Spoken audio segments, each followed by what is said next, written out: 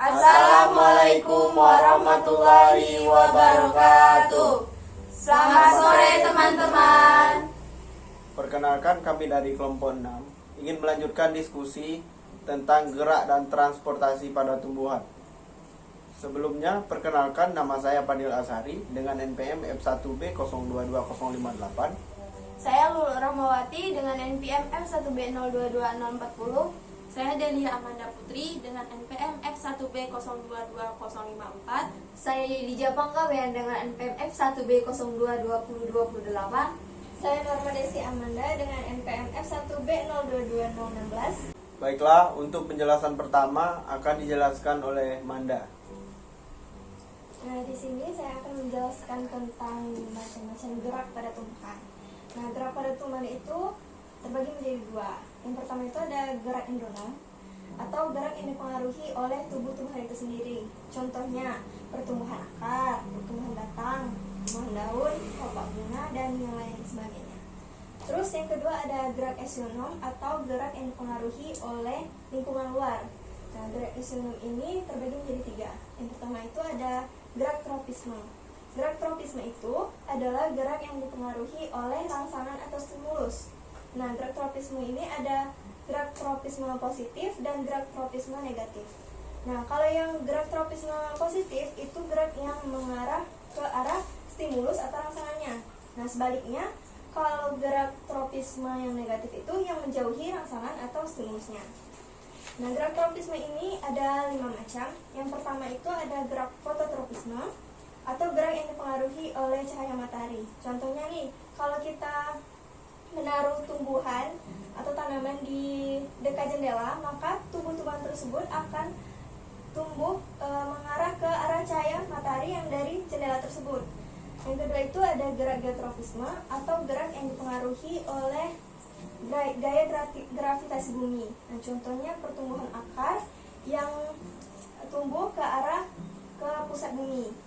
Yang ketiga ada gerak hidrotropisme atau gerak yang dipengaruhi oleh sumber air. Contohnya gerak akar yang mengarah ke arah sumber air. Kemudian yang keempat ada gerak hemotropisme atau gerak yang dipengaruhi oleh zat kimia. Contohnya pertumbuhan akar yang mengarah ke arah pupuk kimia. Terus yang terakhir ada gerak sigmotropisme atau gerak yang dipengaruhi oleh sentuhan atau rangsangan dari benda lain. Contohnya pada saat kita menaruh tonggak atau kayu ke tanaman rambat, seperti semangka, anggur, sirih, kayak gitu kan. Nah, maka arah pertumbuhan dari batang rambat tersebut akan mengikuti alur dari tonggak atau kayu yang kita berikan tersebut. Tadi kan udah dijelasin tuh gerak tropisme positif dan gerak tropisme negatif. Nah, bisa tolong berikan contoh nggak? Contoh peristiwa dari tropisme positif dan tropisme negatif tadi. Nah, tadi kan udah aku jelasin nih, kalau gerak tropisme positif itu yang mengarah ke arah stimulus atau rangsangannya. Nah, kebalikannya yang negatif itu yang menjauhi arah stimulus atau rangsangannya. Nah, contohnya itu kalau pada peristiwa, salah satu contohnya itu pada fototropisme itu kan pergerakan akar itu bakalan ke arah bawah kan, ke bawah. Nah, sedangkan arah batang sama daunnya itu bakalan ke atas. Nah, yang pergerakan batang dan daunnya itu yang disebut gerak tropisme yang positif karena dia tumbuh ke arah cahaya matahari. Nah, sedangkan kalau akar, karena dia menjauhi arah matahari, maka dia itu disebut dengan gerak tropisme negatif. Dan saya akan menjelaskan gerak yang kedua dari gerak eksionom, yaitu gerak nasti. Gerak nasti merupakan gerak yang tidak dipengaruhi atau tidak bergantung kepada arah rangsangannya, melainkan perbedaan tekanan turgor. Tekanan turgor pada tumbuhan, tekanan turgor itu mengakibatkan tumbuhan menjadi menggembung karena masuknya air yang berlebih ke dalam kemudian membran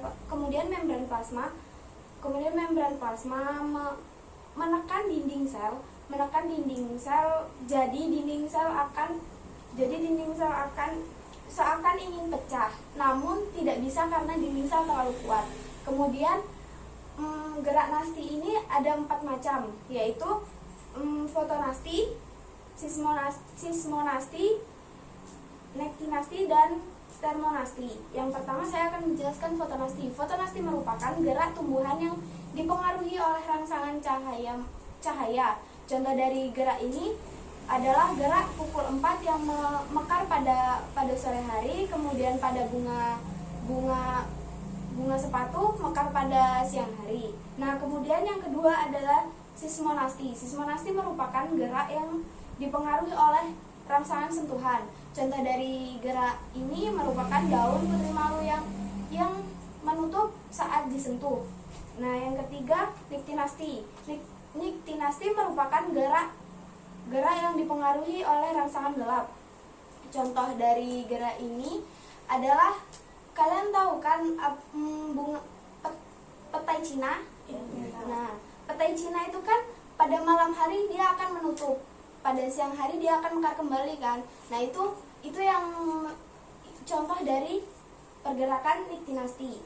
Nah, kemudian yang keempat adalah termonasti. Termonasti merupakan gerak rangsangan yang dipengaruhi oleh suhu. Contoh dari gerak ini adalah bunga tulip yang mekar pada suhu tinggi, kemudian menutup pada saat suhu rendah. Nah, yang ketiga adalah gerak taksis. Gerak taksis merupakan gerak yang sangat dipengaruhi oleh arah rangsangannya. Yang gerak taksis ada 2 macam, yaitu fototaksis dan kemotaksis. Yang pertama, fototaksis. Fototaksis adalah gerak tumbuhan yang dipengaruhi oleh cahaya. Nah, contoh dari gerak fototaksis ini adalah bergeraknya euglena ke arah cahaya karena klorofil akan mengalami fotosintesis. Kemotaksis merupakan gerak yang dipengaruhi oleh rangsangan dari zat kimia atau oksigen. Contoh dari gerak kemotaksis ini adalah pada tumbuhan lumut yang spermatozoidnya akan bergerak ke arah archegonium. Aku nanya nih, tadi kan ada disebutin contoh yang daun putri malu itu contoh dari apa tadi? Gerakan sismonasti. Nah, gerak sismonasti. Nah, faktor apa sih yang menyebabkan daun putri malu itu bisa mengatup gitu?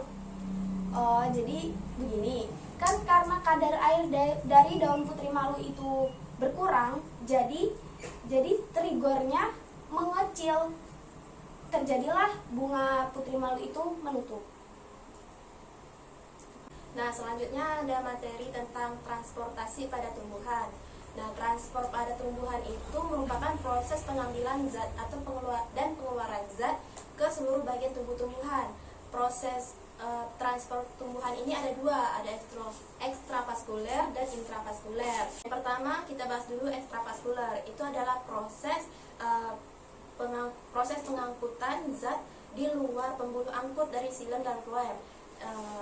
Ekstravaskuler ini melewati 2 jalur, yaitu jalur simplas dan jalur apoplas.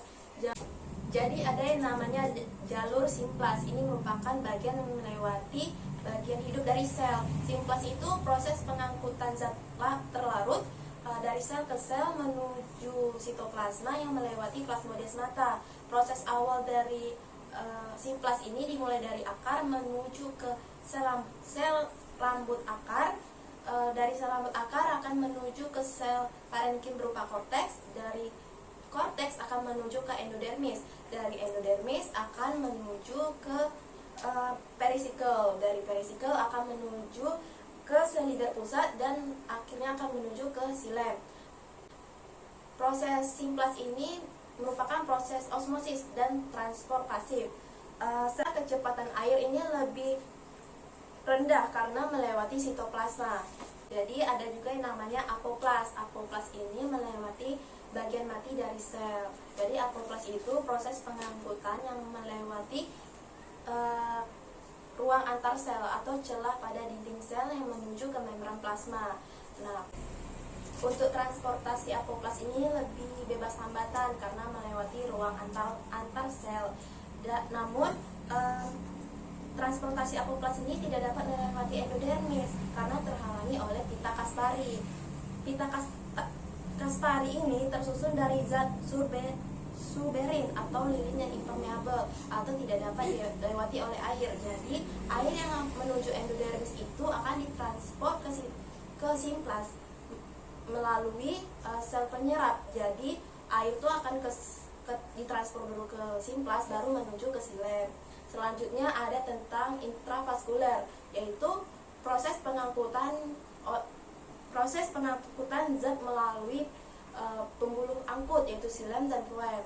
Awalnya awal proses intravaskuler ini dimulai dari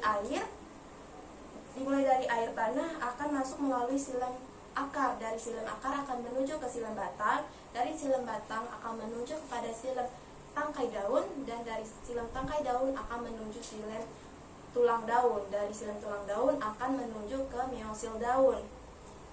Jadi air akan terus naik ke atas gitu kan. Nah, setelah sampai kepada meosil daun akan terjadi proses fotosintesis. Proses fotosintesis ini akan menghasilkan glukosa dan oksigen. Hasil dari fotosintesis ini akan diedarkan ke seluruh bagian tumbuh-tumbuhan. Hasil glukosa tadi akan dibawa ke floem dan oksigen tadi akan dikeluarkan oleh stomata tumbuhan, dan air yang pada tumbuhan tadi juga akan dikeluarkan melalui proses transpirasi. Oke, aku mau nanya, bagaimana peristiwa fotosintesis dengan sistem transportasi pada tumbuhan? Nah, tadi kan hubungan transportasi tumbuhan dengan fotosintesis. Nah, itu terjadi pada transport intravaskuler, yaitu tadi itu hasil dari intravaskuler tadi dari meosil akan melakukan proses fotosintesis. Itu kan tadi menghasilkan glukosa dan oksigen. Nah, glukosa tadi itu akan dibawa ke floem. Nah, itu merupakan yang disebut dengan istilah translokasi. Selanjutnya yaitu sistem transportasi pada tumbuhan. Dalam sistem transportasi pada manusia, sistem peredaran darah manusia dari jantung menuju ke seluruh tubuh. Namun, apakah sistem transportasi pada tumbuhan itu sama? Tentu tidak. Dalam sistem transportasi pada tumbuhan, yaitu terdapat dua jaringan pengangkut. Yang pertama yaitu silem, dan yang kedua yaitu floem. Yang pertama yaitu silem. Silem adalah salah satu jaringan pengangkut yang sangat kompleks yang terdiri dari berbagai bentuk sel.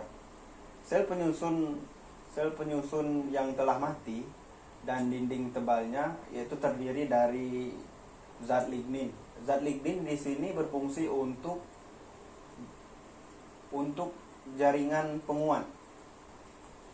Fungsi silem adalah untuk mengangkut air dan hara tanah.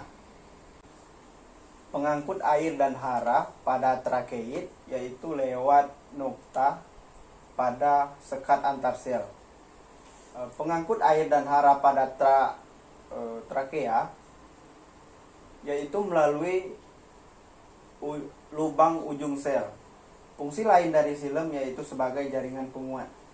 Hal tersebut dikarenakan silem tersusun atas lignin. Silem tersusun atas 4, yaitu yang pertama yaitu parenkim silem, yang kedua yaitu serabut silem, yang ketiga yaitu trakeit, yang keempat yaitu pembuluh, yang kedua yaitu floem. Floem adalah jaringan pembuluh yang berfungsi untuk mengangkut dan mendistribusikan zat makanan hasil fotosintesis dari daun ke seluruh tubuh tumbuhan. Dan floem juga tersusun atas komponen sel-sel hidup dan sel-sel mati. Dan floem juga berfungsi untuk mengangkut hasil fotosintesis dari daun ke seluruh tubuh tumbuhan hingga akar. Floem terdiri atas 5, yaitu yang pertama yaitu parenkim floem, yang kedua yaitu serabut floem, dan yang ketiga yaitu sklereit, dan yang keempat yaitu sel pengiring, dan yang kelima yaitu pembuluh. Baik, di sini kan saya ingin bertanya. Kan tadi udah dijelaskan di dalam floem itu terdapat sklereit. Nah, fungsi dari skleroid itu apa sih? Skleroid yaitu sebagai penyokong atau jaringan penunjang yang merupakan jaringan pada tumbuhan yang memiliki dinding yang tebal untuk menunjang tubuh pada tumbuhan agar tetap berdiri kokoh. Oke, di sini saya akan melanjutkan materi dari Fadil. Transportasi kan dapat membuat makanannya sendiri, yaitu melalui hasil fotosintesis. Proses pengambilan zat ini dapat dilalui melalui dua proses, yaitu proses fisika dan proses biologi. Di bagian proses fisika dan biologi ini dibagi juga beberapa bagian. Yang pertama yaitu imbibisi, difusi, osmosis, dan transport aktif dan transport pasif. Yang pertama yang akan saya jelaskan di sini yaitu imbibisi. Imbibisi berarti artinya minum dalam hubungannya dengan pengambilan zat oleh tumbuhan. Yang kedua yaitu difusi. Difusi yaitu molekul dari berkonsentrasi tinggi ke berkonsentrasi rendah. Contohnya itu kemarin kita waktu praktikum biodas yaitu setetes metilen blue yang dicampurkan pada air dimasukkan ke dalam gelas beker, itu kan akan merata ketika dibiarkan. Jadi setelah merata airnya akan berubah menjadi warna biru.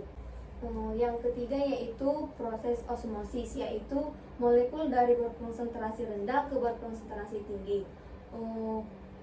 Berdasarkan dapat tidaknya zat selaput dapat dibagi menjadi tiga, yaitu zat selaput permeabel, zat selaput impermeabel, dan zat selaput semi-permeabel. Yang terakhir yang akan saya jelaskan yaitu transport aktif dan transport pasif. Transport aktif sama transport pasif ini tidak terlalu jauh beda dengan difusi dan osmosis. Transport pasif ini seperti osmosis, yaitu dari berkonsentrasi rendah ke berkonsentrasi tinggi. Sedangkan transport aktif ini dari molekul dari berkonsentrasi tinggi ke berkonsentrasi rendah. Terakhir di sini saya akan menjelaskan, tumbuhan itu tidak hanya menyerap, tetapi tumbuhan itu juga mengeluarkan. Seperti yang pertama yaitu zat yang dikeluarkan dan ketika diserap, contohnya itu pada air. Yang kedua zat dikeluarkan sebagai hasil fotosintesis, yaitu misalnya yaitu madu. Dan yang terakhir yaitu zat yang dikeluarkan melalui hasil proses fotosintesis seperti misalnya oksigen dan air. Kan tadi udah dijelaskan tentang osmosis kan. Nah, contoh dari osmosis itu apa sih? Sebelumnya kan tadi dijelaskan, osmosis itu yaitu perpindahan molekul air dari berkonsentrasi rendah ke berkonsentrasi tinggi. Kemarin itu kan kita ada pernah praktikum itu. Nah, contoh osmosis. Contoh osmosis yaitu kentang yang tubuh kita kupas dulu, terus kita masukkan ke dalam gelas beker. Nanti di dalam kentang itu kita buat bulat, tapi jangan terlalu bulat gitu kan. Selesai itu kita masukkan yaitu eusin dan air. Terus nanti di situ akan menjadi ada perubahan yaitu kentang akan berubah menjadi agak kemerah-merahan. Terus selain eusin dan air juga dimasukkan yaitu glycerin yang akan nanti menjadi kentangnya agak mengembang gitu. Jadi ketika dimasukkan itu semua, nanti kentangnya menjadi air yang ada dalam gelas beker akan menjadi makin sedikit, terus kentangnya akan mengembang gitu. Saya juga ingin bertanya tentang tadi sudah disebutkan tentang permeabel, impermeabel, dan semi-permeabel. Yang ingin saya tanyakan, apa perbedaan antara selaput permeabel, selaput impermeabel, dan selaput semi-permeabel? Oke. Selaput permeabel itu yaitu selaput yang dapat dilalui oleh air. Sedangkan selaput semi-permeabel itu selaput juga yang bisa dilalui oleh air, tetapi tertentu, tidak semua bisa dilalui oleh air. Sedangkan selaput impermeabel itu yaitu selaput yang tidak dapat dilalui oleh air.